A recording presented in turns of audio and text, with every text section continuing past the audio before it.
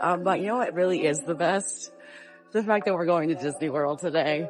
This is crazy, y'all.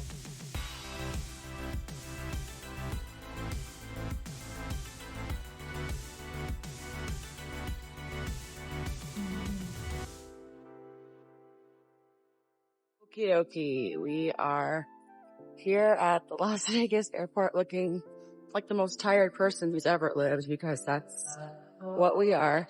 And also holding your phone out in public at an airport is just the best.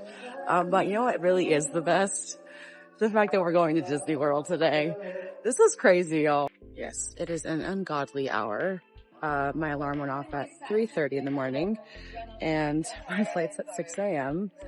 And this is always like a tough decision for me. Like, do I get a coffee for the plane, or do I not get a coffee and hope that I sleep on the plane, which I probably won't?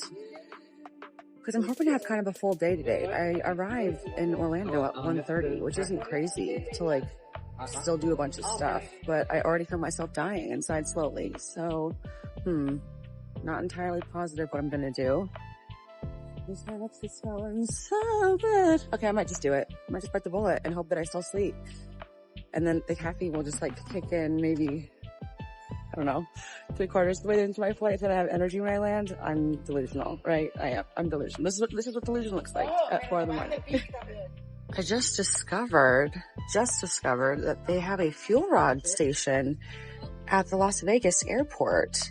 I have a couple of fuel rods with me, but I also know that they charge, I believe, at Universal at least. I don't know if they charge at Disney World, but it's $1 here. I think Universal Studios in Orlando is $3 per fuel rod change out. I don't remember if they charge you at Disney World. I don't think they do, but it's cool to know that this is here. I didn't even know this was here.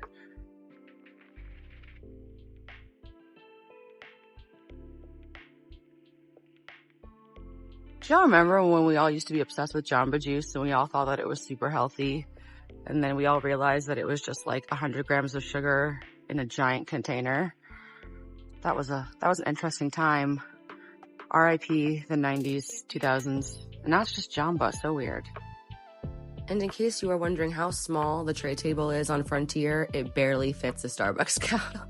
And just like that, here we are at the Orlando airport. I have a love-hate relationship with this airport.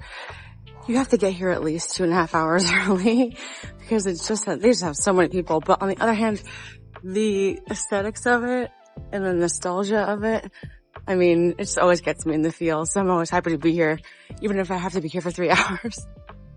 I can't believe I'm here. This was such a last minute decision. I literally decided to come to Disney World like 3 days before leaving, and all because a bunch of things just randomly lined up. If you follow me on Instagram, which if you don't, you should, I have this crazy schedule with work. I balance like 3 or 4 jobs, and everything just kind of lined up that I had this whole week off. And I was like, you know what? I'm going to see if I can make Disney World work. And I have some friends who are helping me with park tickets. And I have this amazing, exciting hotel collaboration that I can't wait to tell you guys about. But it all just like magically worked out. And here I am. I've never had such a spontaneous, huge trip like this. So it's exciting. Y'all, I'm back. We are back at the Wyndham Garden Lake Buena Vista. Stunning, stunning.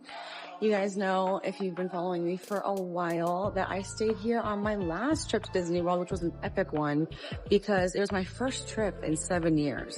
So there was a lot to catch up on. And now I feel much more like another lay of the land. And I absolutely love this resort. It's so convenient. It's the closest one to Disney Springs.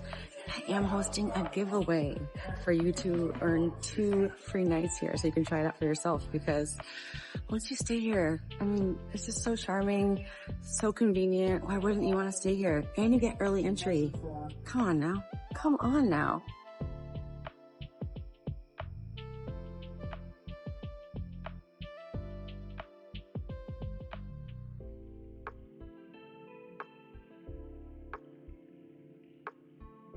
My room wasn't ready, so I came over in a quick, like, little $7 Uber to the Orlando Outlet Mall because I was told that there was a place called character warehouse that was basically like a massive Disney outlet store. So we're gonna try and check that out.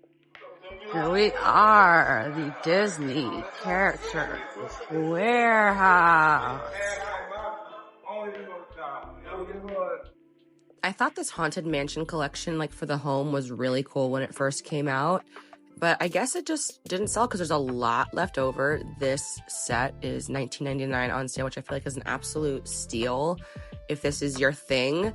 I love Disney, but I don't feel like having stuff like this out that's super obvious all the time. This Disney World game seems really cool, and somebody definitely bought it because when I was going to the airport back home, they were playing it very loudly around me.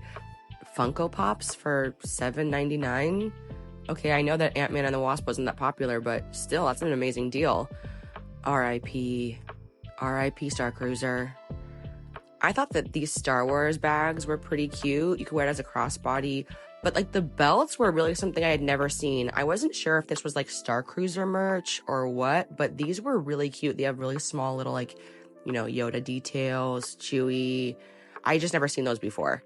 And then the Tommy Hilfiger collection with the surreptitious Mickey ears that you can barely see is $80 at clearance. I can't even imagine paying anything like that for that kind of short. Like, it's so expensive. The ears left a little something to be desired, honestly. Okay, that wasn't horrible. I didn't do great in there personally. I got a cute shirt that was $19 instead of $40, so 50% off. And I bought a cup for my manager back at work. But it's very picked over, but the deals are to be had. I talked to one of the employees and he said the best thing to do is to come right up when they open, and there's a line at 10. So, viewer discretion advised. I don't know. Go at your own risk. Time for a little food break from the food court before it's back to the hotel, which is so close.